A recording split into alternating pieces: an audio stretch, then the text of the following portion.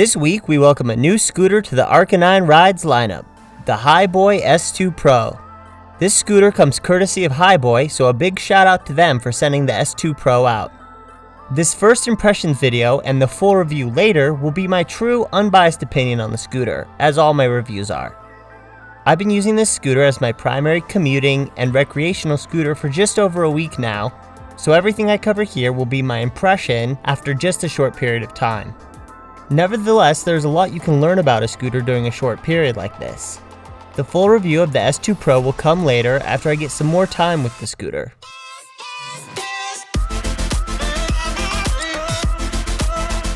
The S2 Pro retails at $550 US, and it showed up at my door just 2 days after Hiboy told me they were sending it out. Based on reviews I've read, this is a pretty good reflection of how long it was taking other people to receive their scooter.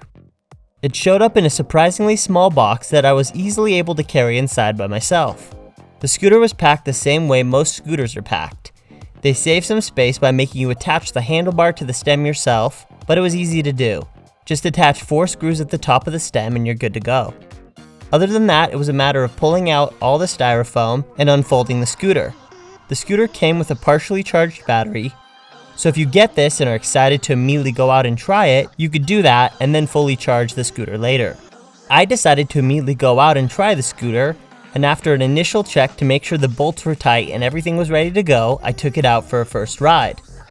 After spending the last few months riding almost nothing but my Kaabo Mantis, I was expecting the S2 Pro to feel slow, but I was pleasantly surprised at the acceleration and the speed of the scooter. The top speed seems to be about 20 miles an hour, and it's right in the sweet spot where it feels fast and fun, but isn't fast enough to edge into sketchy territory. The biggest thing I immediately noticed after stepping on it was how solid and stable the scooter felt. The locking mechanism for the stem is super solid, and I felt no play in the stem at all while riding. The scooter feels light and nimble, but also rugged and durable. The other thing I love about this scooter is the 10-inch honeycomb tires. Both of my other scooters are currently out of commission with flat tires, and I've run out of replacement tubes. So while I wait to fix those, I have the S2 Pro that I won't have to worry about getting a flat ever. The more I ride scooters and use them as daily commuters that I have to rely on to get to work and school, the more I value not having to worry about getting flat tires.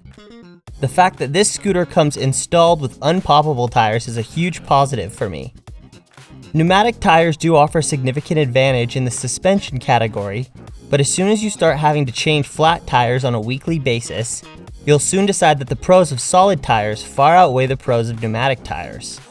The S2 Pro also comes with rear suspension to help with bump absorption and to help make up for the lack of pneumatic tires.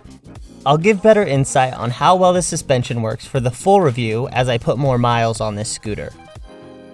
The two different options for braking are this electronic brake on the left hand and the rear disc brake on the right hand. I have found myself using the electric brake about 90% of the time, especially at higher speeds. The braking with just the electronic brake is quick, but won't throw you off the scooter, and you always have the option to use both brakes at the same time if you need to brake on a dime. At lower speeds, you'll have to use the disc brake.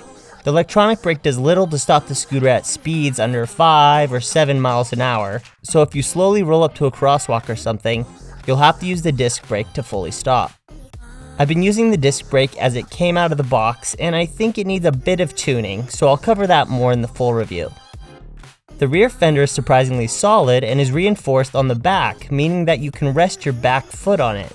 It feels weird to do it because it feels like I'm going to break it, but it really is super solid and can hold a good amount of weight, which I really like.